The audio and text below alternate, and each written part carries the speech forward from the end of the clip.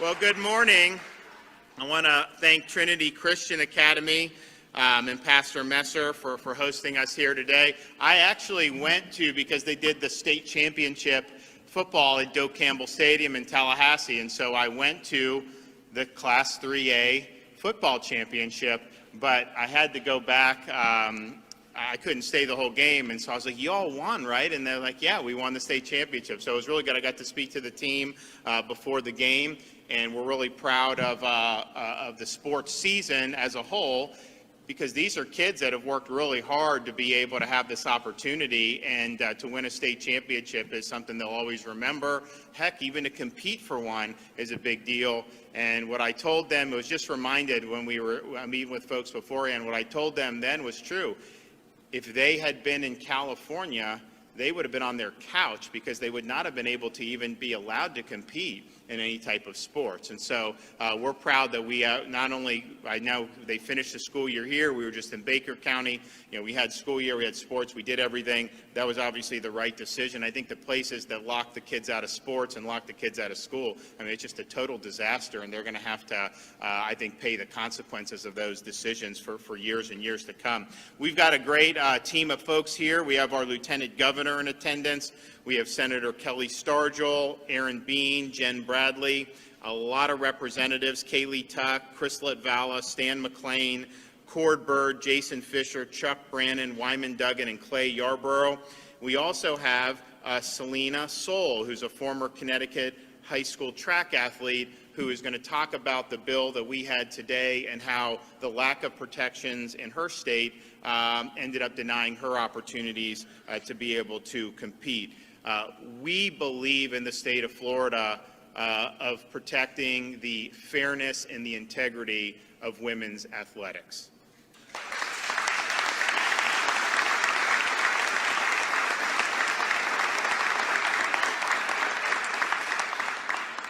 Being able to compete in a variety of sports in Florida, fortunately, has opportunities across a wide range of sports, and we're very competitive in a number of different sports, provides our young girls with opportunities that really teach them lessons that last a lifetime. And I think the same is true for all of our sports. Certainly was true for me growing up here in the state of Florida, being able to compete, and it took me to college. It's taken many of our girls to college to be able to get an education and to compete. So we believe that it's very important that the integrity of those competitions are preserved, that these opportunities are protected. And I can tell you this, in Florida, girls are going to play girls' sports and boys are going to play boys' sports. That's what we're doing, and we're going to make sure that that's the reality. So the bill that we're doing today will ensure fairness for women athletes for years to come in the state of Florida. It says that athletic teams or sports that are designated for females are open to females. And we're going to go based off biology, not based off ideology when we're doing sports. The bill defines a student's biological sex based on the student's official birth certificate at the time of birth. And as part of the bill we're signing today, we're not only making sure women have opportunities for scholarships and competition at the highest level, we're also putting in statute ways to actually vindicate the rights of any women athletes who may be discriminated against. So moving forward, any student who's deprived of an athletic opportunity as a result of a violation of this law will have the right to civil remedies. Any school or public post-secondary institution that suffers direct or indirect harm as a result of a violation of this bill, including by a governmental entity, accrediting organization, or athletic association, can also pursue civil remedies. Any student who's subject to retaliation as a result of reporting a violation of this bill can also pursue civil remedies. And so we're not just setting a standard, we're also providing ways where that fairness and the equality can be enforced on behalf of our girls and our women athletes. And so one of the reasons why I think this has become an issue is because we've seen, particularly in other states, you would have these blatantly unfair track races and all these other things where these girls train and then they end up not being able to advance to compete in state or what have you. So we actually have a quick video, so we're going to part the Red Sea here for a minute, show the video, and then I'm going to have Selena Soul come up and talk about her story.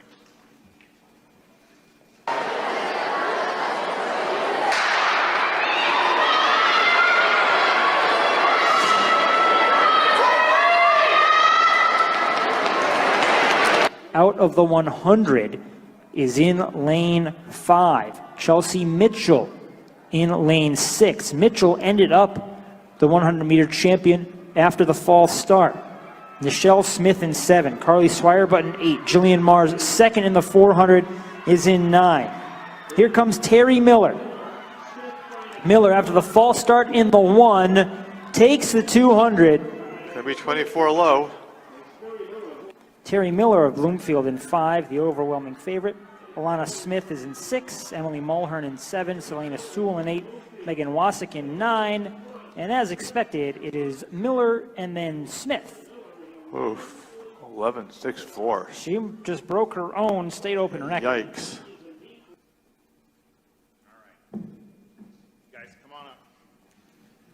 So I think you see in those races, I mean, you have all those girls who are competing, and it just wasn't a level playing field. It wasn't fair.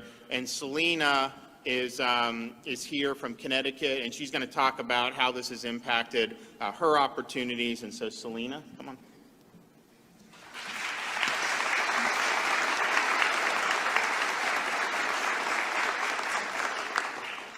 My name is Selena Soul, and I'm a track and field athlete from Connecticut. You may know my story, but if you don't, I'd like to share how a bad policy in my state of Connecticut has robbed me, my teammates, as well as every other female track athlete in my state the opportunity to compete on a fair and level playing field. I have been competing in track and field since my mom introduced it to me when I was a little girl. Track means everything to me. I would wake up every morning eager to get on the track, waiting to run, waiting to jump. I love my sport. I've spent countless hours training to shave fractions of a second off of my time so I could be the best, because I race to win. But my chances of being first, of being the best, were shattered. In 2017, Connecticut began allowing 2 male athletes who self-identify as girls to compete in girls' sports. During all 4 years of high school, I was forced to compete against them, even though they were bigger, stronger, and faster than me, because they were male. In just 3 years, these 2 athletes won 15 women's championship titles, and they set 17 new individual meet records which we girls had no hope of breaking. I remember what it was like to line up for the race and get into my blocks, already knowing the outcome long before the race started. Those 2 biological males would dominate the field, leaving us girls to compete for 3rd place and beyond. No matter how hard we trained and how hard we pushed ourselves, they beat us time and time again. We elite female athletes don't give up a normal high school experience just for participation trophies. We race to win. Sports have always had separate rules to ensure fairness. Everyone should have the chance to participate in sports, but they need to compete where it's most fair. This isn't about self-expression. This is about our right, a woman's right, to win. I have lost countless opportunities over the past few years. I lost opportunities to compete on world-class tracks and opportunities to win titles. During my junior year, I was denied the chance to compete at the regional New England Championships. I missed advancing to the next level of competition in the 55-meter dash by just 2 spots that were taken by biological males. It was frustrating, heartbreaking, and demoralizing to be sidelined in my own sport. Female athletes deserve the same opportunity as boys to excel and chase our dreams. Allowing male athletes to compete in girls' sports shatters those dreams and strips away opportunities that so many of us have spent years working to obtain. We must protect the integrity of women's sports. So I decided to take action. 3 of my fellow female athletes and I filed a lawsuit last year with the Alliance Defending Freedom against the Connecticut Interscholastic Athletic Conference because girls and women deserve the chance to compete on a fair playing field. After reviewing the Fairness in Women's Sports Act, all I can say on behalf of all female athletes is thank you, Governor.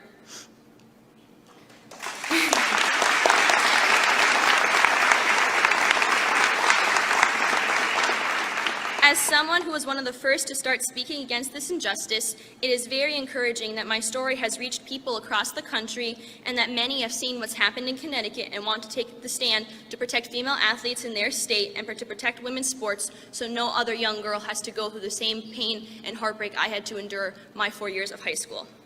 I am grateful to Florida lawmakers and especially Governor DeSantis for preserving fairness in women's sports and allowing countless young girls and women the opportunity to succeed in the sport that they love. As a female athlete, I recognize the opportunities for higher competition are limited, including access to college recruitment, scholarship funds, equal access to facilities, coaches, training opportunities, and even opportunities to play professionally, even decades after Title IX. This bill is about protecting the advances we've already made as women in this space and creating a fair opportunity to empower women to aspire and to achieve in the most fair way possible. I only wish the rest of the country would take these obvious steps to ensure fairness and equality for women and girls like me. Once again, thank you, Governor DeSantis. All right.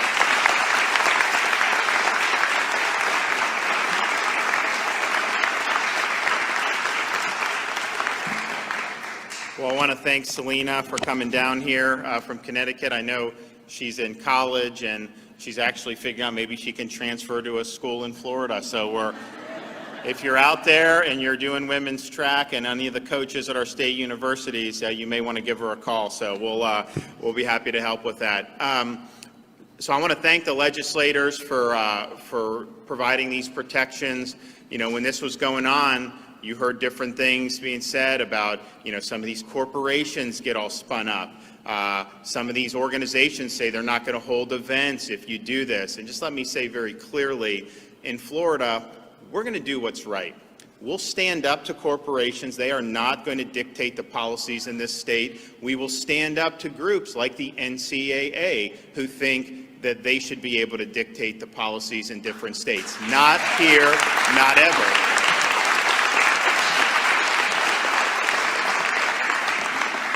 And so we won't be cowed. We will stand strong. And here's the thing.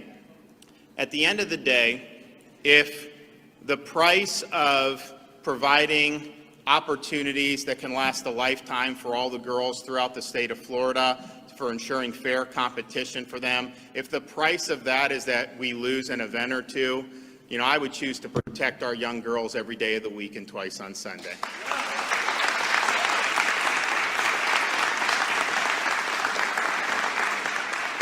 So we have the legislators who were the sponsors of the bill, and so I want to invite up Senator Kelly Stargell, who helped shepherd this through the Florida Senate.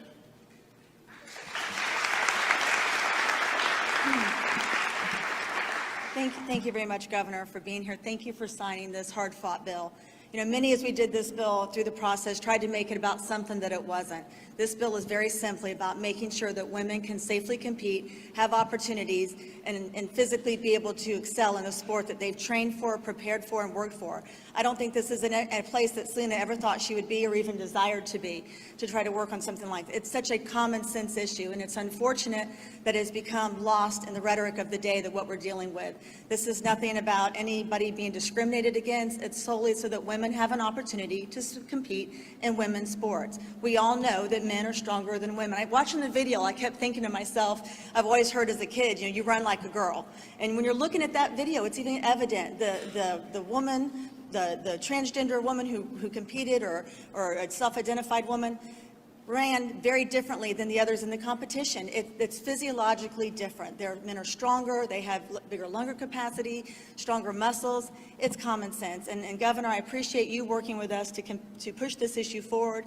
It was a difficult issue. It's the right issue. It's the right thing to work for in this emerging issue to make sure that we protect our women. So thank you, Governor. Thank you for what you've done for our state. Thank you. Okay, Kaylee Tuck. Thank you, Governor.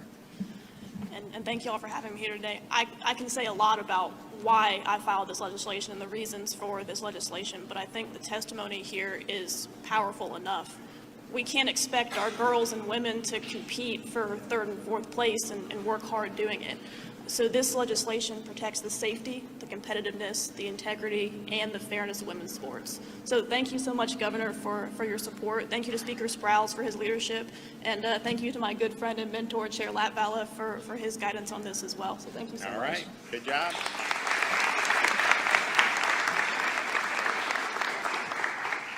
And I'm gonna sign it in 1 second, but I want to just a smaller issue, a part of this.